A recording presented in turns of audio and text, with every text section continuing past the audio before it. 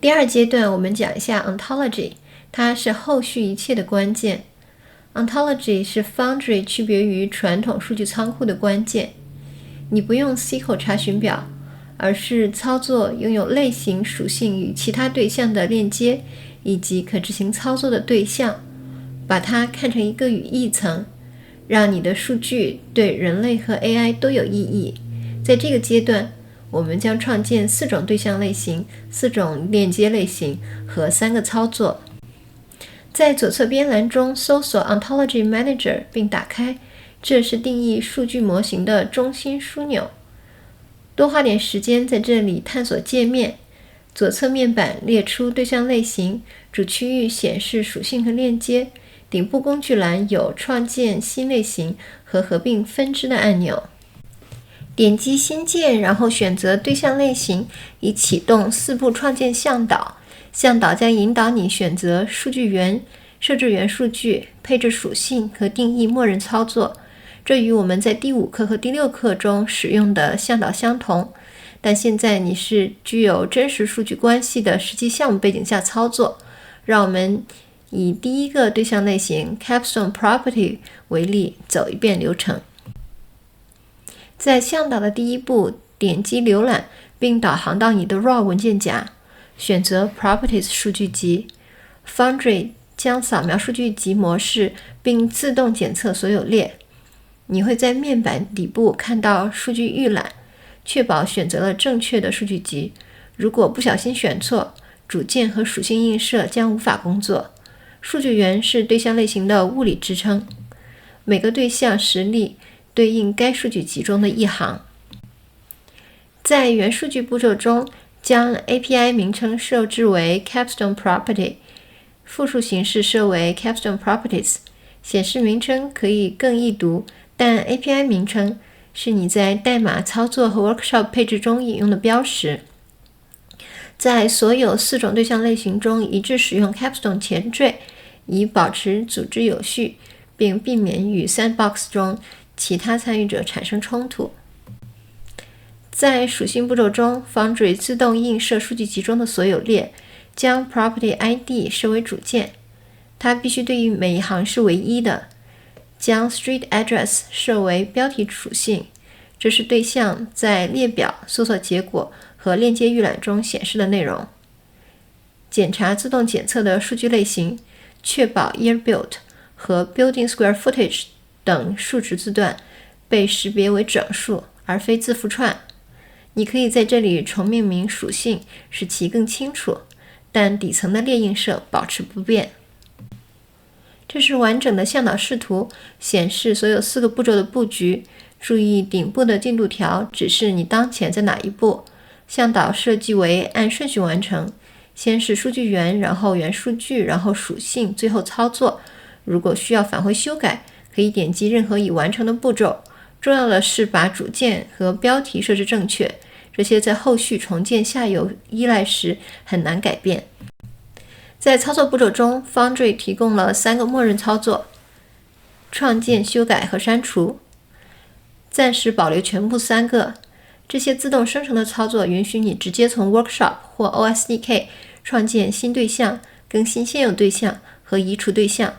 稍后我们会构建像 Assign Technician 这样封装特定业务逻辑的自定义操作，但默认操作立即提供了基本的 CRUD 能力，这对测试和数据修正很有用。点击保存到分支。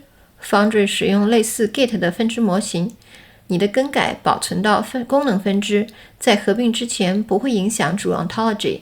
这在共享的 Sandbox 中很重要，因为它防止你正在进行的工作破坏其他用户的应用。你会看到默认保存的通知。先不要合并，我们需要创建完所有4种对象类型以及链接后再一并合并。对剩余3种对象类型重复同样的4步向导。 Capstone Tenant 由 Tenants 数据集支持，主件为 Tenant ID， 标题设为 First Name 和 Last Name 的组合。 Capstone Technician 由 Technicians 支持，主件为 Technician ID， 标题设为 Tech First Name。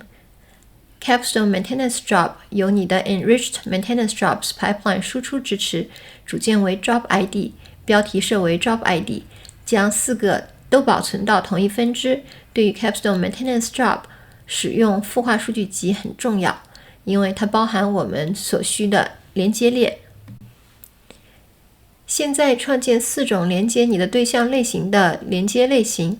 链接定义了关系 Capstone Tenant 到 Capstone Property， Capstone Maintenance Job 到 Capstone Property， Capstone Maintenance Job 到 Capstone Tenant， 以及 Capstone Maintenance Job 到 Capstone Technician。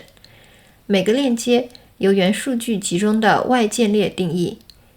链接使 ontology 成为一个图谱，而非一组扁平的表。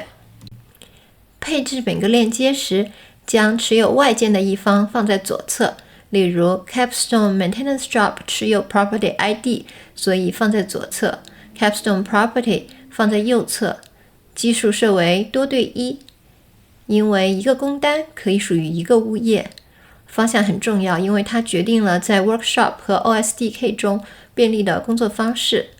正确设置意味着当你点击一个物业时，可以便利找到它的所有工单。当你查看一个工单时，可以便利找到它的物业。这个视图显示了在 Ontology Manager 中配置的所有链接类型和操作。你可以在侧边栏中看到4种链接类型及基数指示器。右侧的操作面板显示默认的 CRUD 操作以及你创建的任何自定义操作。花点时间验证每个链接是否显示正确的源和目标对象类型。如果某个链接指向了错误的类型，删除并重建它。现在修复比合并之后再修复容易得多。现在使用操作向导创建一个名为 Capstone Assign Technician 的自定义操作。步骤1，选择 Capstone Maintenance Job 作为目标对象类型。步骤2，映射2个属性 Technician ID 作为参数输入， Status 作为静态值 Scheduled。 步骤3，设置元数据，命名为 Capstone Assign Technician， 描述为 Assigns a technician to a maintenance job and sets status to scheduled。 步骤4，将提交条件配置为 Organization 级别权限。这个操作封装了分配技师的业务流程，将被 Workshop 按钮、AIP Agent 和 Automate Rules 等使用。请根据网站上的指示一步一步完成。当配置好所有的链接和 Action 以后，点击顶部工具栏中的合并分支。Foundry 会显示所有更改的摘要，4种新对象类型、4种链接类型和3个操作。选择仅构建已修改的资源，这告诉 Foundry 只索引你修改的资源，而非重建所有内容。点击合并并等待构建完成。索引步骤可能需要几分钟，具体看数据集大小。注意每个资源上的绿色对勾。如果任何资源显示红色错误，点击进去查看错误消息并修复问题。合并后，打开 Object Explorer 验证你的 Ontology 已上线。Object Explorer 是一个交互式界面，你可以在其中浏览、探索和检查所有对象实例。在类型过滤器中搜索 Capstone， 以只显示你的对象类型。你应该看到4种类型及其实例数量。这是关键时刻。如果 Object Explorer 显示你的类型和正确的数量，说明 Ontology 正在工作。如果某个类型缺失，你需要返回 Ontology Manager 检查合并是否成功完成。逐一点击每种对象类型并验证数量。Capstone Property 应显示35个对象， Capstone Tenant 40个， Capstone Technician 12个， Capstone Maintenance Job 50个。这些数字应与你原始 CSV 的行数完全匹配。如果维修工单数量不是50个，检查你的孵化 pipeline 输出结果是否有正确的行数。错误的连接会丢失或重复行。记下这些数字，在测试看板和 OSDK 门户时，你会再次用到它们。点击任一个 Capstone Property 对象，比如123 Main Street， 导航到链接标签页，你应该看到关键的 Capstone Tenant 对象和关联的 Capstone Maintenance Job 对象。点击一个工单，验证它链接到同一物业，同时也链接到一个租户和可选的 Technician。这种双向验证确认了你的链接类型配置正确。